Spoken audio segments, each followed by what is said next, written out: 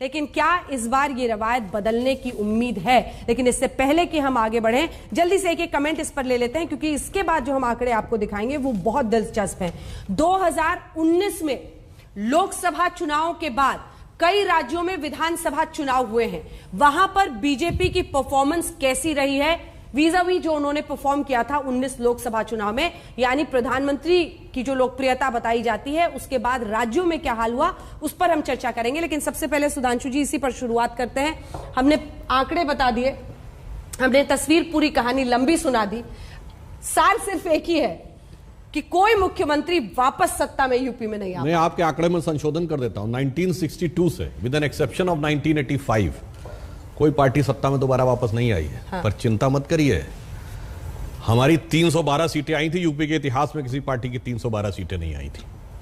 और यह भी याद रखिए कि केंद्र में भी 1984 के बाद हमने स्पष्ट बहुमत पाया था, और पंडित नेहरू के बाद मोदी जी एकमात्र व्यक्ति हैं जिन्होंने 2 लगातार चुनावों में अपनी सीटें बढ़ाई और स्पष्ट बहुमत पाए। इंदिरा जी भी कभी लगातार 2 चुनावों में बहुमत नहीं पा पाई थी। इसलिए मैं कहता हूं, एकदम आश्वस्त रहिए। जो आपने आंकड़ा दिखाया, समाजवादी पार्टी अपने पूरे शबाब पे 29.5% पे थी, और हम 39.67 आपके हिसाब से, यानी हमारे और उनमें 10% का गैप है जब वो अपनी पीक पे थे।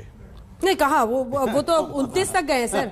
2012 के 29.5 2012 में, ठीक है, और हम 39.67, यानी लगभग 10.5% का गैप है उनकी मैक्सिमम और अभी हमारी। तो कह रहे हैं कि भीड़, रैली में जितनी भीड़ आ रही है वो योगी जी में भी नहीं आ रही। मैं तो कह रहा हूं, देखिए अब आप देखने तो दीजिए। हाँ। भीड़ आ रही है, वो सारी बात सही है।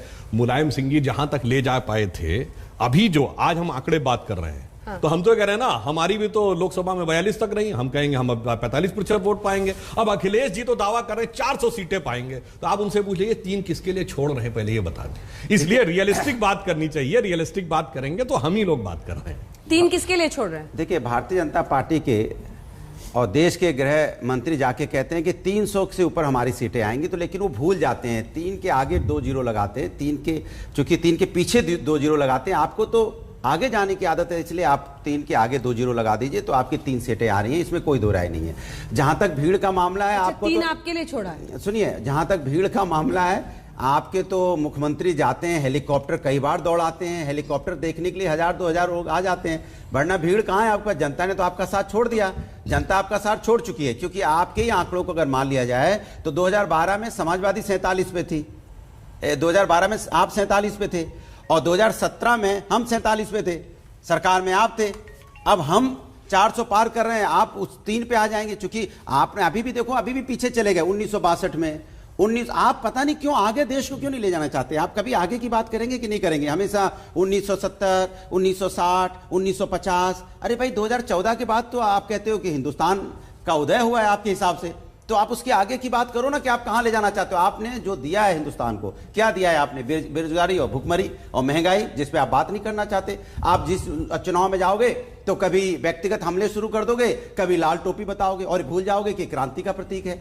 भाई, लाल रंग तो क्रांति का प्रतीक है, और हनुमान जी तो पूरा लाल अपने रंग पे सिंदूर लगा के चलते थे, और हमने बोला था लाल दे लाली लसे। उस दिन आप बड़ा हल्ला मचा रहे थे, और ये भी कहा अरुधल लाल लंगूर, वज्र दे दानव दलन, जय जय जय कपिसूर। तो आप बजरंगबली का भी अपमान करने लग जाते हो। अपने सत्ता पाने की लालच में आप ये भूल जाते हो कि एक छोटा सा जवाब फिर मैं सुप्रिया जी के पास है। नहीं, टोपी को सियासी हथियार बना रहे हैं। नहीं, पहले तो इनको बात बता दें। टोपी तो आरएसएस की भी है, जेपी की भी थी, महात्मा गांधी की भी थी। नहीं अंजना जी, एक बात टोक दें, जिनको टोपी पहनाने की आदत है वो हमेशा टोपी की तो बात करेंगे, और दूसरी बात तो कर ही नहीं सकते। टोपी पहना रहे हैं आप देश को। टोपी किसने पहनाई है पूरे देश को पता है। समाजवादी पार्टी ऐसी टोपी पहनाती है कि इन्हीं के एक कवि हुए हैं अदम गोंडवी, खुद समाजवादी थे, और उसके बाद वो इतना आजिज आ गए समाजवादियों की हरकतों से कि उन्होंने लिख दिया था कि काजू भुना है प्लेट में, विस्की गिलास में, उतरा है रामराज यों विधायक निवास में, और पक्के समाजवादी है तस्कर हो या डकैत। हाँ, उनका लाइन है, ये चढ़गुंडन की छाती पे नहीं था, पक्के समाजवादी है तस्कर हो या डकैत, कितना असर है खादी के उजले लिबास में। अब मैं आपका तथ्यात्मक उत्तर देता हूं। देखिए, जब इनकी सरकार आई तो उस समय उत्तर प्रदेश में बेरोजगारी की दर थी 17%, आज है 4%। उत्तर प्रदेश के प्रति व्यक्ति आए थे 94 47,000 आज है 94,000। कितने परसेंट? झूठ ना बोलो, झूठ ना बोलो, झूठ आंकड़े बोलोगे तो मैं टोकूंगा ना। 9%, अपने टर्न का इंतजार करिए, झूठ ना बोलो। अच्छा उस दिन आप भूल गए थे, इस समय विकास दर देश की कितनी है? 6.9, आप बोल दो 7.5, क्योंकि आप तो बोल दोगे, मैं बोल रहा हूँ 6.9। 8.4 है जनाब, कहां आप भूल गए? अरे रोज अच्छा ये बताइए, रेट ऑफ इन्फ्लेशन कितना है, महंगाई दर कितनी है? महंगाई बताया आपको? हाँ। आपके आप यूपी नहीं, महंगाई की दर कितनी है बता रहा हूं ना, कहां की? ये पॉलिटिकल स्टॉक एक्सचेंज हो रहा है, आंकड़ा बताइए, आंकड़ा सुन तो लो, आलू टमाटर मत बोलिएगा। खुदरा महंगाई की दर 6.3, और अगर आप जाएंगे तो थोक की महंगाई की दर तो 10.2। आप बताओ, आप बताओ।